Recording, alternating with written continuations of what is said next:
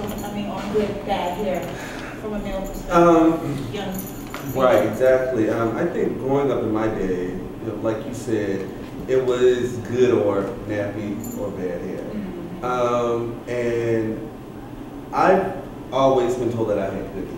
You know, I never really put a whole lot of thought into it because it was my hair. I mean, I saw it every day, I saw it every night.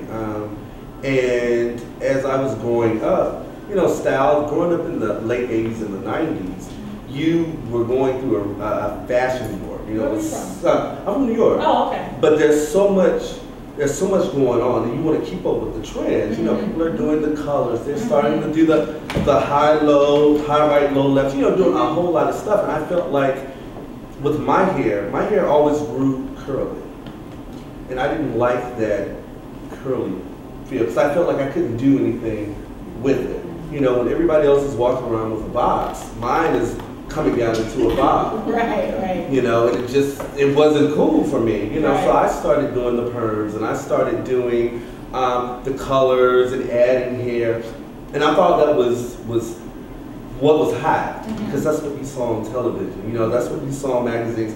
How often did you turn on the television and see a sister with a big blowout? Right. You know, an Angela Davis type, you know, Foxy Brown type dude. You didn't see that, and when you did, it was classics. You know, these are the classics.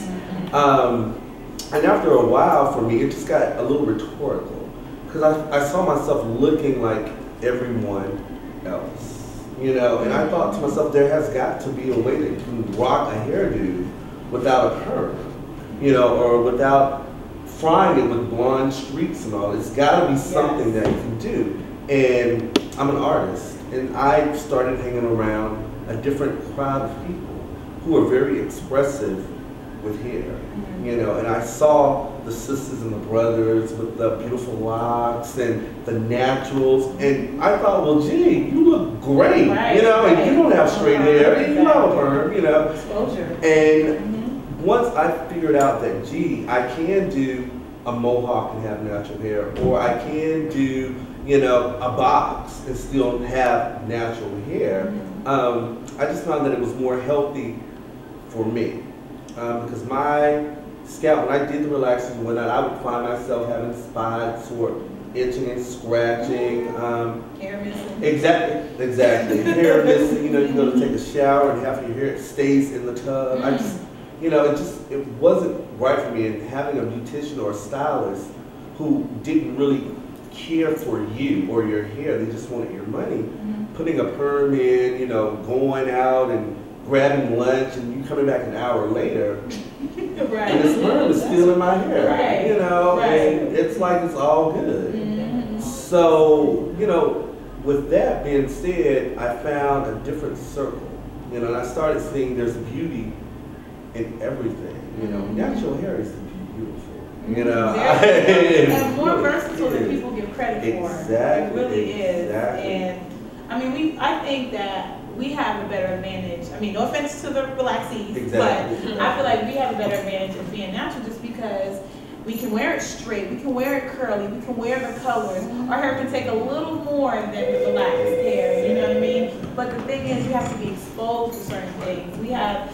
a lot of clients that we show pictures to, or we say, oh, you know, you can get this done. They're like, my hair? My nappy hair? Yes, your nappy hair can, and the so-called good hair don't necessarily hold the styles like nappy, kinky, natural hair. But it's up to, but I think a lot of it has to do with exposure and each one teach one. You know, you see someone in that, between that struggle, you should say, you know, maybe you should go natural and expose someone to it, like so you were exposed. You know, people get offended when you tell them stuff like that. Yeah, you know, yeah, I was getting my hair done last week, and a little girl came in with her mom, and she was just so excited about a perm called Mr. Miracle or Dr. Miracle, and how straight it made her friend's hair. And this, she had to be about 6, and she just wanted her mom, I want this long, flowing, beautiful, exactly, I want that hair. And I'm just listening to her,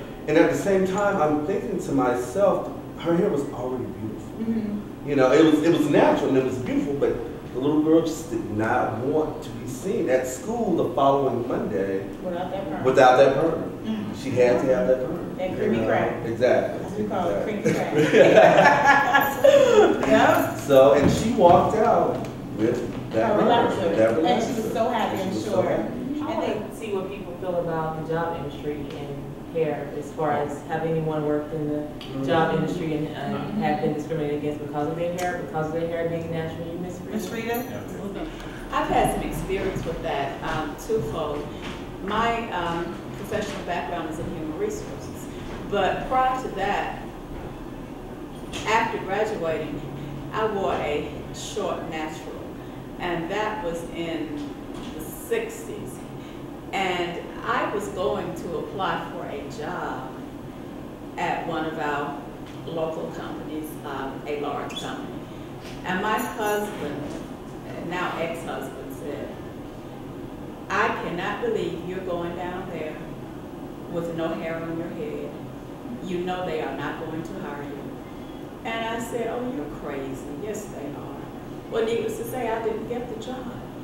So, as I began my professional career in human resources, I still wore short natural because, and at that time, I had several peers say to me that I had a militant look.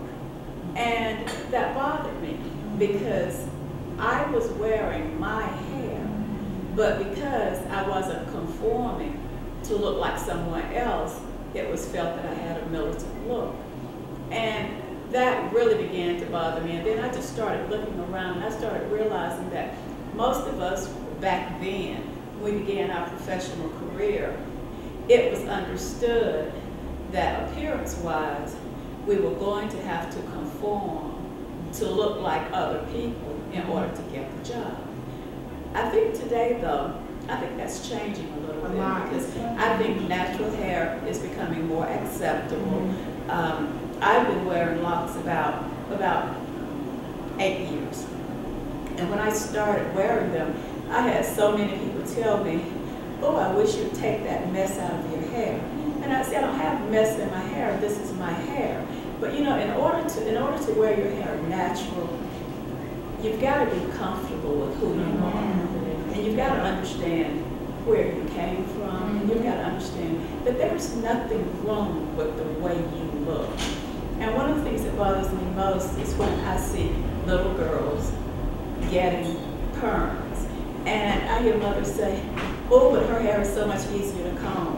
Oh, I don't have time to, she cries. You know, so many different excuses, but then getting back to the fact, if we would think about what is being put on our hair when we're doing the perms and how that is affecting our bodies, I think we see many more people wearing their hair natural, but I am just so happy to see that the change is coming. But from a professional human resources point of view, you would really be surprised at what some employers were saying at that time about hiring African Americans and how they needed to conform, especially if you were going to work in a customer